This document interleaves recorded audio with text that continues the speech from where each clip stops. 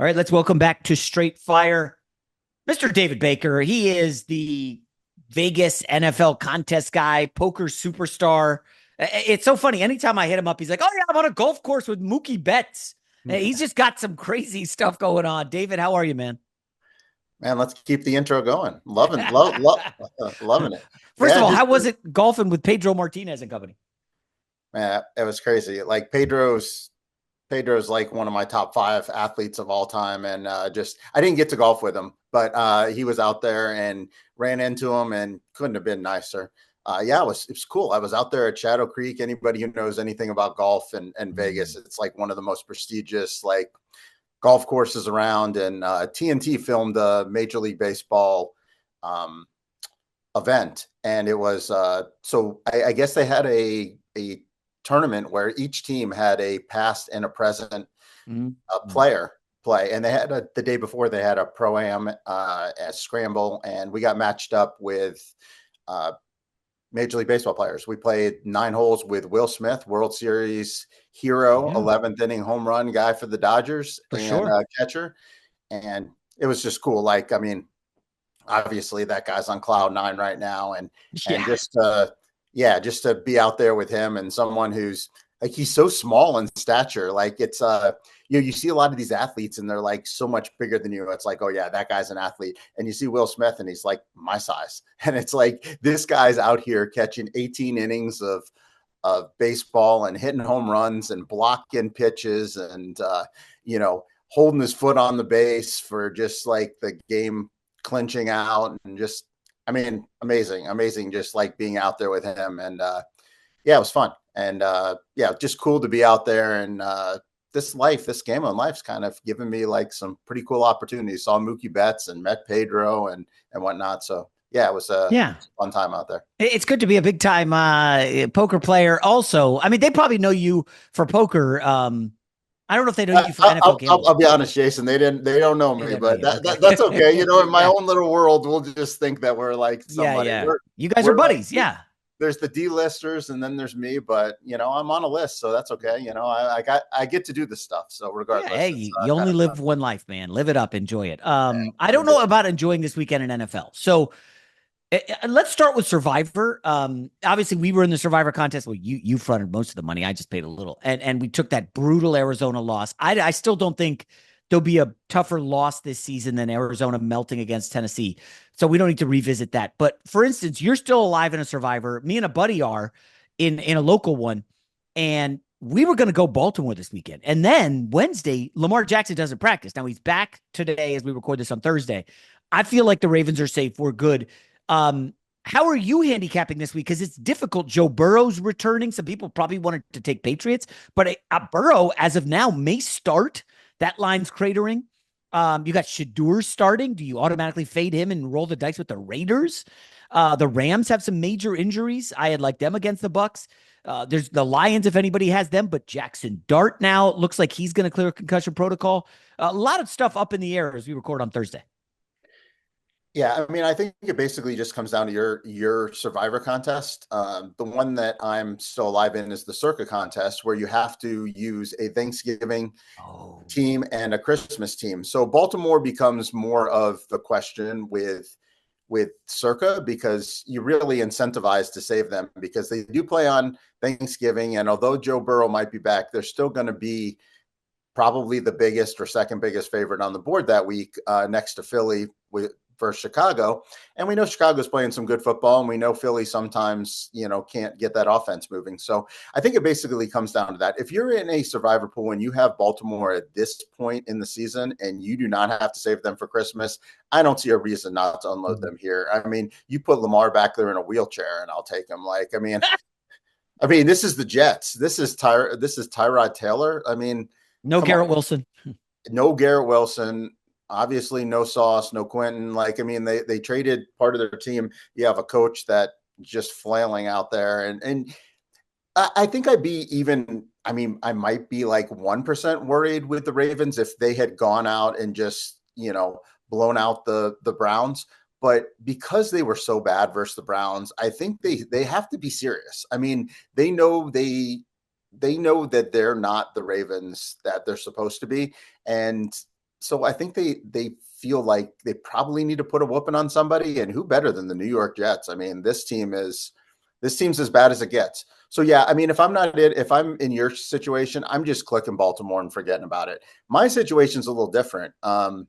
If I had Seattle left, I would consider them. I mean, we know Tennessee is one of the worst, and again, another team that wasn't didn't live up to their expectations last week, and I think goes out and tries to really put a statement game against Tennessee. So I would like Seattle if I had them available, but I don't have Seattle, and I really don't want to use Baltimore. So now I'm down to San Francisco or maybe the Raiders. I mean, I don't hate the Raiders spot, to be honest.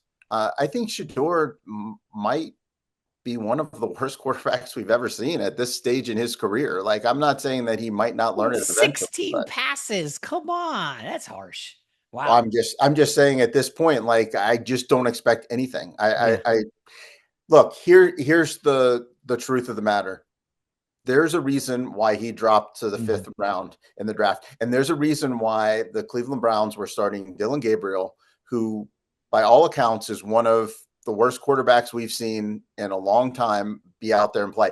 And they didn't even say, you know what, let's go half and half and mix up and give each of these guys some snaps because maybe Shador can take a spot. They were locked in. We're giving Dylan Gabriel the starts.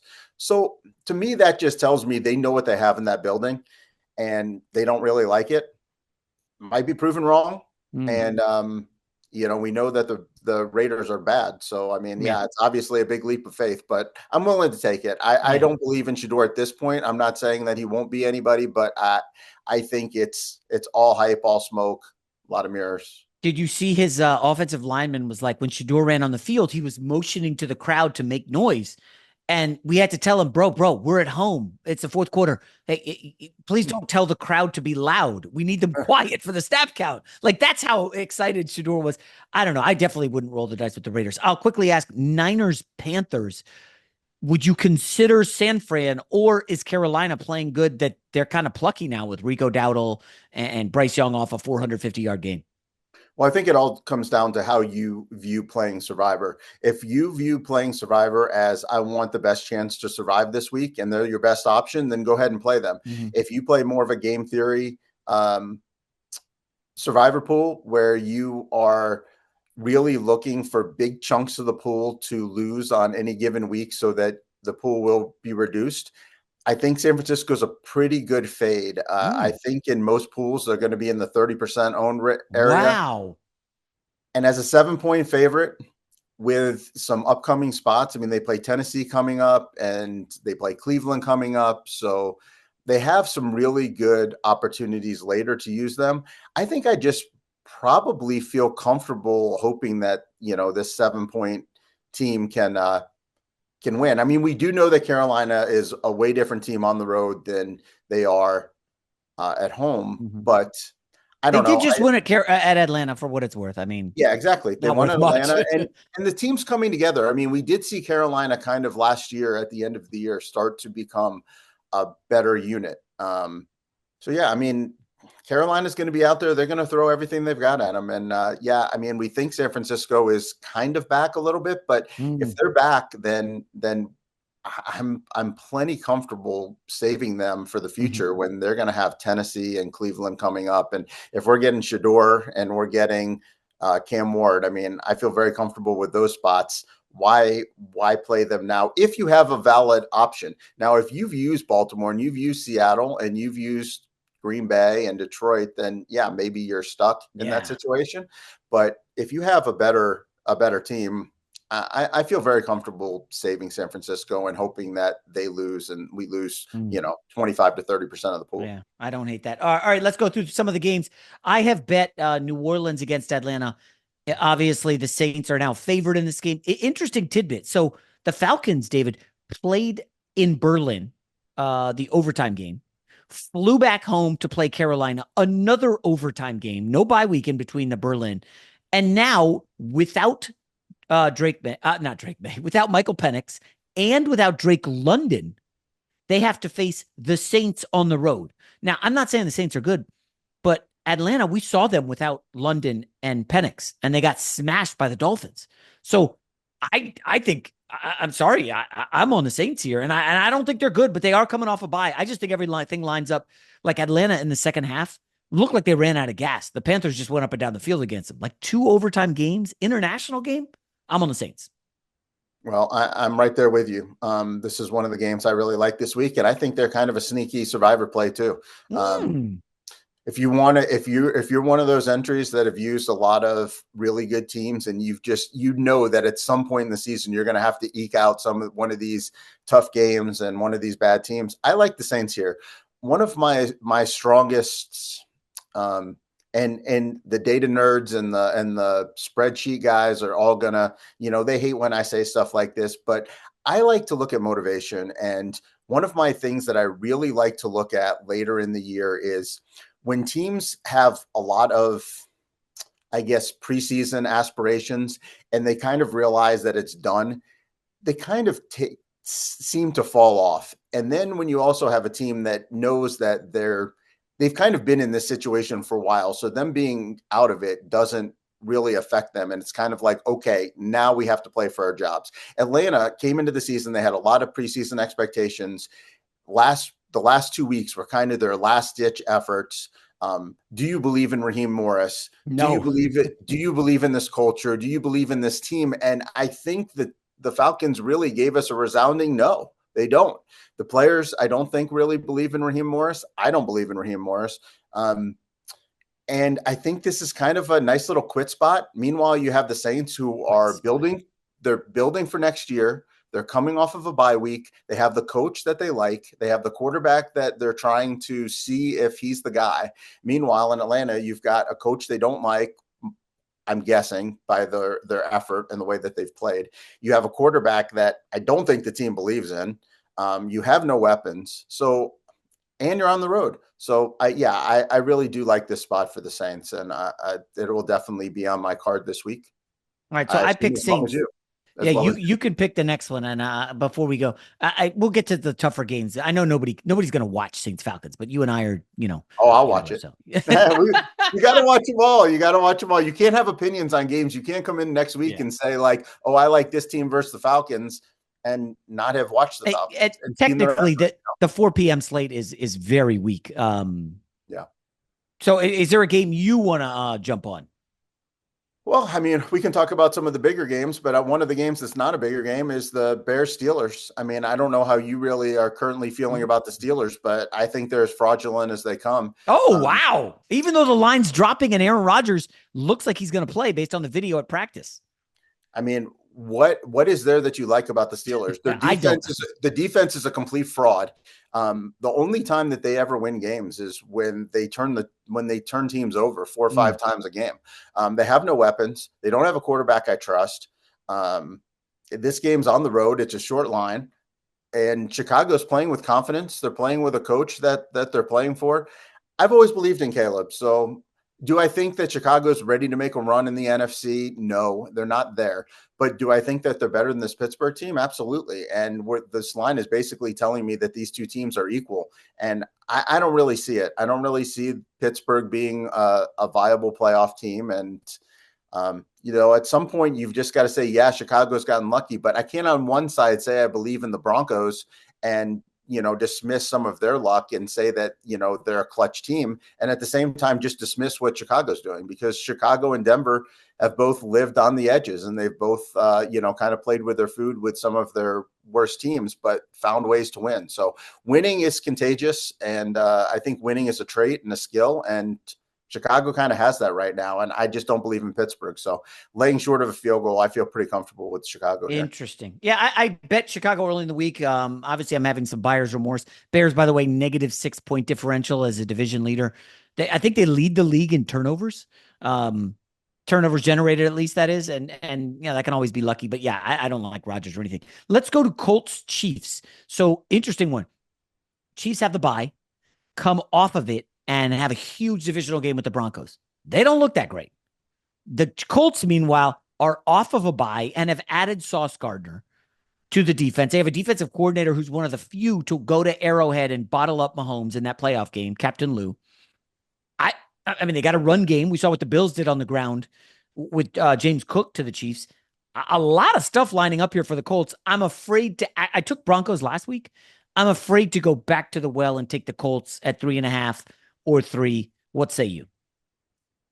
Well, if you follow my Twitter, if you follow my podcast, quick plug, Gamble Up podcast, then you know that I'm the resident Chief hater. I've been down on the Chiefs. I don't believe in this Chiefs team, and also huge Bo Nix and Bronco fan. So yeah, that game was pretty sweet. I look at the Chiefs, and I looked at this game, and I wanted to like the Chiefs because are they really just going to go away and just fade quietly into the night? Probably not. But I look at this game, and we have. I really don't like playing teams after they play tough physical teams on the road. And that's exactly what Kansas City did. They played Denver, one of the most physical teams in the NFL, at altitude, and they lost. Meanwhile, the Colts were at home game planning for this Chiefs team. And I look at this Chiefs team and I look at this offense, and I hear all these analysts say this Chiefs team's better than last year's Chiefs team. Just wait. And when I watch this Chiefs offense, this is what I see. I see they run 3 plays. They run Kareem Hunt up the middle for 2 yards. They run crossing routes to Rashee Rice for 2 yards and hope he gets free, but normally he gets tackled. And they run arm punts. They just throw the ball 50 yards down the field and hope that they get interference or that one of their receivers can come down with the ball. That's literally their entire offense. They don't run seam patterns. They don't have a dynamic running game. They're not running, toss sweeps. They don't have a Jahmyr Gibbs. They don't have any of these athletes in the backfield. And I just don't believe in them. And I do believe in this Colts team to keep it close. So yeah, I'm taking the 3.5 points. If this was south of 3, maybe I'd consider it, but 3.5, I can't see how this isn't a game. I mean, Indy gave the Rams one of their best games of the year. They would have won had Adonai Mitchell not just dropped the ball walking into the end zone. They beat the heck out of the Chargers, who at that time were one of the better teams. I believe in the Colts to keep it close, and I don't really believe in the Chiefs. So yeah, give me the Colts. I'm going back to the well. I think some of the reservation is we all remember most what we just saw. So we saw Daniel Jones vomit all over himself against Pittsburgh, right? 6 turnovers for the team. They lose. And then we see them on that island game in the morning, and Atlanta was working them, and Atlanta should have won that game. And you're like, okay, are people figuring out Steichen and Daniel Jones? And there is some concern that, okay, Spags is smart. My only thing is I think KC was all in on that Denver game.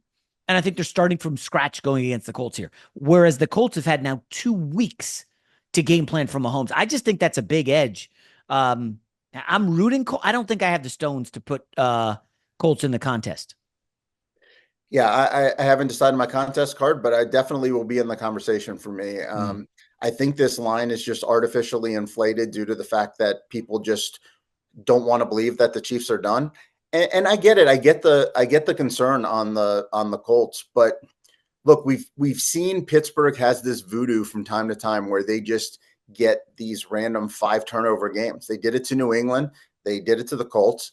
But if Pittsburgh played New England or the Colts again, would you feel comfortable taking Pittsburgh? I wouldn't. I feel very comfortable taking the Patriots or the Colts versus Pittsburgh. Yeah. We just know that Pittsburgh once a month has a voodoo game.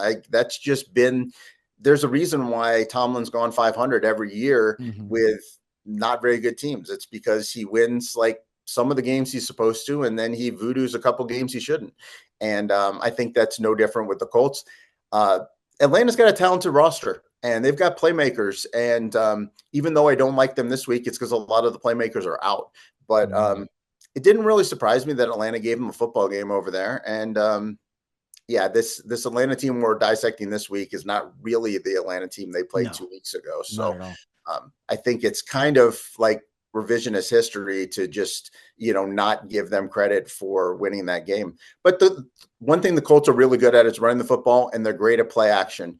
The Chiefs are really bad against play action. So I definitely think there will be opportunities there for Daniel Jones. And again, I just really don't believe in this Chiefs offense. I don't really think they're good. They just don't have enough playmakers. Kelsey's old. He's not as reliable. He's not reliable. And Rashee Rice is good, but I don't think he's the one that everybody wants him to be. Xavier Worthy, I mean, had him on He's fantasy team. nothing special. Yeah, I mean, I don't think he's had more than 8 points all year. Or definitely not since Rice has come back. And Yeah. Hollywood Brown's just a whatever, and Tyquan Thornton's an arm punt guy that you hope you connect with once. I mean, there's just really not a lot out there that scares me. The Yeah. weapons are better on the Colts, which is crazy, So we're getting better weapons. We're getting, Warren, yeah, Pittman. Warren, Yeah, actually, you're right. Head to head, they're probably straight up. The Colts are Pierce, better at running back. Pierce Downs, and the hammer, Jonathan Taylor, best running back in the league right now. So I He's mean, pretty good. yeah. All right, let's go to Eagles Cowboys. This is tough. So I'm probably going to avoid this. I haven't seen if this is 3.5 or 3 in the contest, but it sounds like the world loves Dallas here. Lane Johnson's out. You got to go Dallas. I remember that first meeting where Dallas played great, but Jalen Carter had the spitting incident, didn't play once the entire game, not one play. And as a result, Javonte Williams was like running up the middle. Dak was under no pressure, could deliver the ball. CeeDee Lamb had a couple drops. And now you add Jalen Carter in the middle and Jalen Phillips, who's like a game wrecker all of a sudden coming from the Dolphins. And it's like, is Dallas? I know we saw them drop 33 on the Raiders and score at will. This is the Eagles defense. They're not doing that. So I mean, if anything, I would like to take the Eagles at 3, but at 3.5, I don't think so. And I just don't trust the Cowboys. Well, we seem to be aligned today, which is Oh, not always. So yeah, it's nice to see that we have pretty good alignment. Look, I mean, we saw what Dallas is versus the elite defenses. They went to Denver and they just got trucked. that's right. Yeah, I like Dallas. I like this team. I like them when they're playing bad offenses. Not offense, when they're playing bad defenses. Yeah. I mean, Philly just basically shut out the Detroit Lions and the Green Bay Packers back to back. Those are two teams that at the time they played them were both power rated in the top 6 to 8 teams in the NFL, and they basically shut them out. That is pretty impressive. This defense is doing things that we haven't seen in a long time. And although I really like what Dallas has, I think Philly's just too physical for them. I mean, I really do. I think they're too physical. The corners are good enough to hang with these receivers. And yeah, I like Dallas. I like Dallas a lot. I love them on Monday night, and I'm going to like Dallas in some other spots. I might even like them next, on Thanksgiving versus the Chiefs. But Philly's a different animal, man. They really are. They're playing a different brand of football, and you've got to be able to match them body for body, blow for blow. And I don't think Dallas has the dudes for that. Yeah. I think Dallas could be like a spoiler in the wild card race. Yeah, that Thanksgiving Day game against the Chiefs is going to be huge, especially if the Chiefs lose to the Colts. All right, do you want to pick a final one that you're circling that's moderately interesting? There's a lot of wacky lines. Like Lions are big favorites. Patriots were. Seattle's huge. I don't even know what the next best game is. Yeah, there's not a whole lot of great games this week. I will say one game that I really do like this week is I like the Lions. I think that the Lions just absolutely roll this Giants team.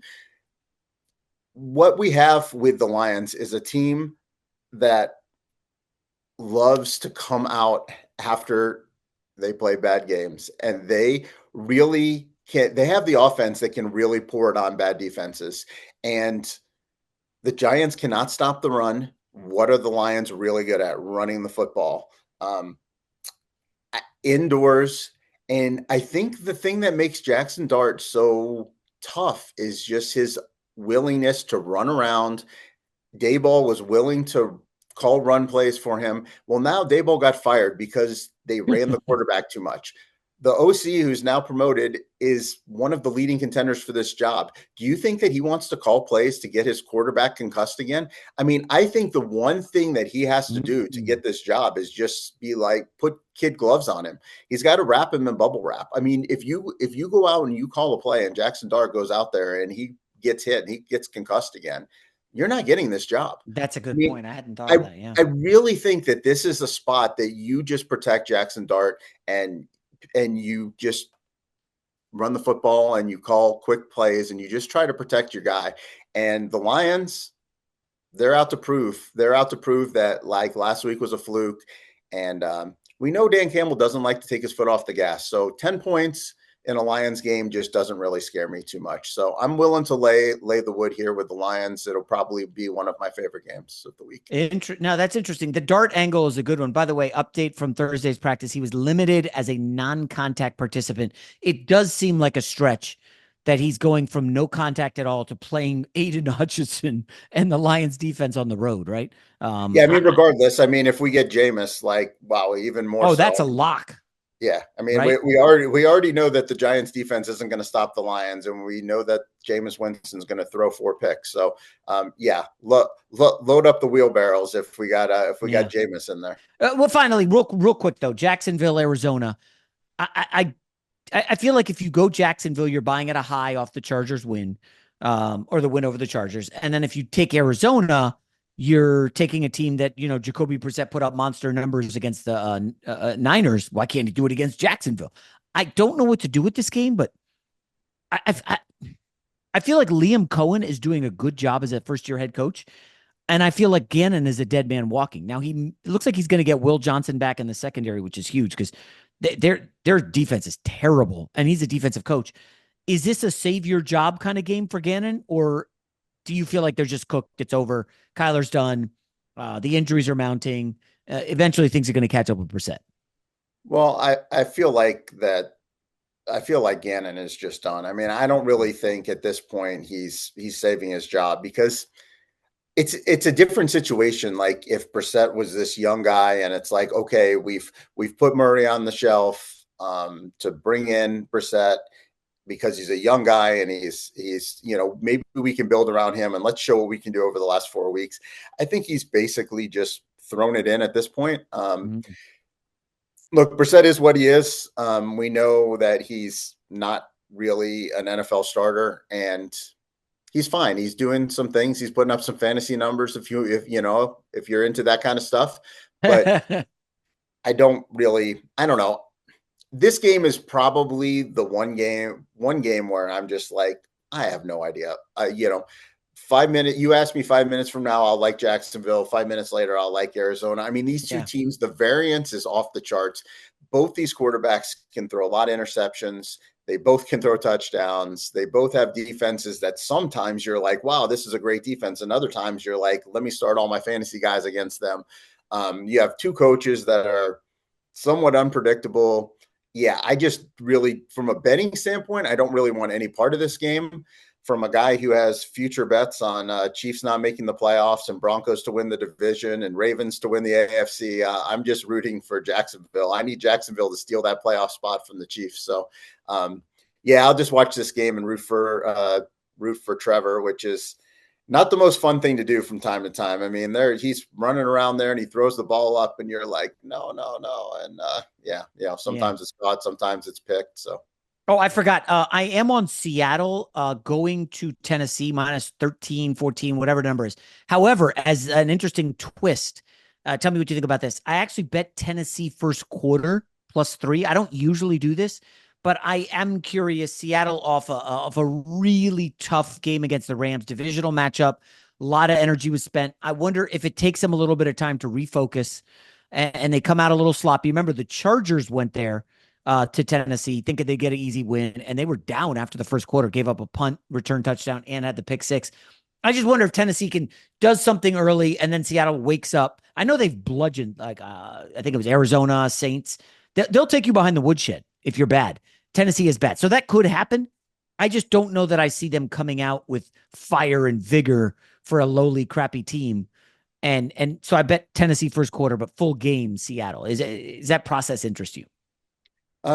Yeah, that's not normally a way that I go. I don't really do many things outside of the actual game itself. But my kind of thought on this game, just in general, is that Sam Darnold had been having an MVP caliber year up until the Rams game, and he got a lot of, I guess, flack from the national media, and his players stepped up and they were like, we wouldn't be here without Sam. Sam's our guy.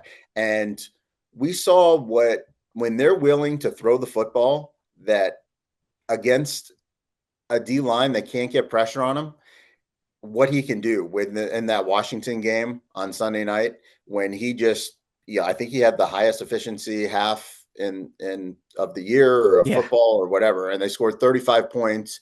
We saw them do the same thing against the Cardinals. I think that this is a statement game for the Seattle Seahawks to say, you know what, we could win this game by running, we could win this game by defense, we could win this game by throwing. But you know what? We're going to show you Sam Darnold. We're going to get his numbers back up. We're going to build his confidence. We're going to give him the game ball. We're going to have some inspirational speech about how he didn't quit and we always believed in him. And it's beating Tennessee, which at the end of the day is probably not going to mean a whole lot. But I think they're going to want to get Sam back going. So from a fantasy perspective, if you're like, if you have quarterbacks that are on bye and Sam Darnold's out there or something, I think he's a strong option this week. I actually picked him up in one of my big leagues where I have Dak, and I'm a little concerned about Philly defense, slowing them down a little bit. And I'm going to start Sam Darnold this week. I think that he could really post one of those 303 type games. So, wow. Yeah, I would possibly, and I know people don't like to go to the quarterbacks on these blowout games because they think, well, it's going to turn into a running game late. But I think sometimes these coaches just like to prop up their best players and be like, you know what, let me stat pad this guy so that we can get excited about him. And this looks like a really good spot after, the toughest of weeks that he's had with those 4 interceptions against the Rams. Only mild concern. I'm seeing the kid Zabel on the interior of the offensive line for the Seahawks is not practicing hurt. He's not great at guard, but their interior, both of their guards rank really low on Pro Football Focus, and their center does as well. And what does Tennessee have? Simmons and Sweat in the middle, who are pretty good. So maybe they try to take away the run and force Darnold to throw. I haven't checked the weather yet. Still doing some work on this game, but I'm kind of with you. Seattle in a low scoring affair. All right, David Baker, you playing any more poker tournaments rest of the year? Yeah, this December's a big poker time in the calendar. Why is that? The World Poker Tour has their championship at the Wynn, which is right down the street from me here in Las Vegas. So I'll be at the Wynn most of December playing tournaments there. And, they got one where first will be 5 million. So I'll be trying to take down that prize while I'm still hopefully battling in Survivor and sweating you in Survivor and all the good stuff. So yeah, keep the text coming. Let's get to the finish line in Survivor and poker. So it sounds like you're at the level in the poker world where you probably have to go around with like a phalanx of bodyguards, right? I mean, you're just dominant. Everybody knows who you are. Is that a thing in Vegas? No, not really. I mean, I'm, thanks. I wish I was Stephen A. Smith. I wish I was as cool as you made it out to be. No, Stephen A. Smith rolls around with bodyguards. I'm not kidding. Yeah, I mean, well, Stephen A. Smith is national media. I mean, you get on a plane and everybody's like, "Oh, that's Stephen A. Smith." Get on the plane by me, and they're like, "Move your leg. I need to get in." yeah, right. You're not flying with the unwashed masses. We know you're going private. Anyways, all right, David Baker. Congrats on the podcast. You want to plug it one more time? Yeah, Gamble Up Pod. You can find it on every podcatcher and YouTube. On YouTube, there's a video version, and on Spotify and Apple. And if you're into Survivor, Survivor Sweat is a marketplace where you can buy and sell pieces of Survivor entries. And on Saturday nights at 6:45 Pacific, we do an hour and 15 minutes. We have great poker guests, gambling guests all the time. And we talk about Circa Survivor, who we chose this week, why we chose them, why we think some teams were good picks in Survivor, why we didn't think so. And it's kind of a round table, around the horn type discussion.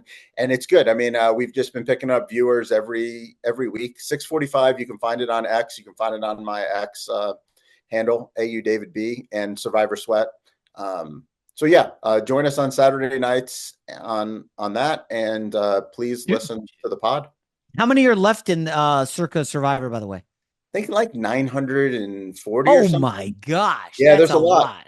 First is 18 million though, so the prize is worth it. 18 million if you don't think one person's going to win it, right?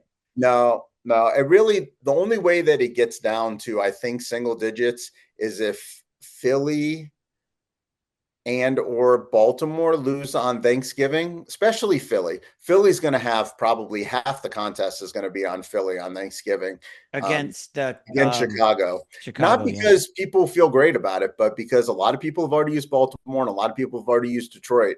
So you're kind But of, Detroit's playing Green Bay. There's yeah, no way you're exactly. doing that. Yeah. Yeah, so you really don't want to play Detroit.